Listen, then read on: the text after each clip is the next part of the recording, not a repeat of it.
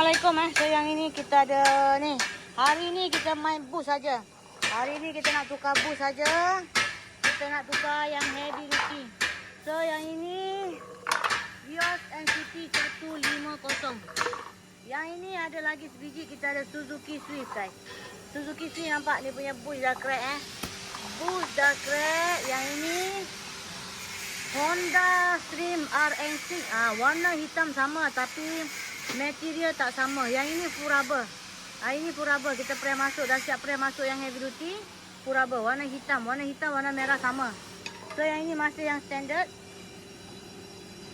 Yang ini kita dah siap press yang heavy duty. Nampak? NCT 150. So korang yang ada yang masalah bush ada masalah bush lembut, bush bergoyang ni, boleh terus walk in saja. Nak skimming disc pun boleh ni. Untuk skimming disc pun boleh. Boleh terus walk in saja. Nak repair rim, no. Repair rim boleh. Nak cat kaliper pun boleh. Ini kata apa? Ni, nampak ni. Yang ini Suzuki Swift. Dia Suzuki Swift sama saja dia punya bush. 1.5 ke 1.4 pun sama. Cuma dia punya bezel ball joint saja. Dia punya ball joint saja yang membezakan dia. So yang ini yang kecil, yang besar.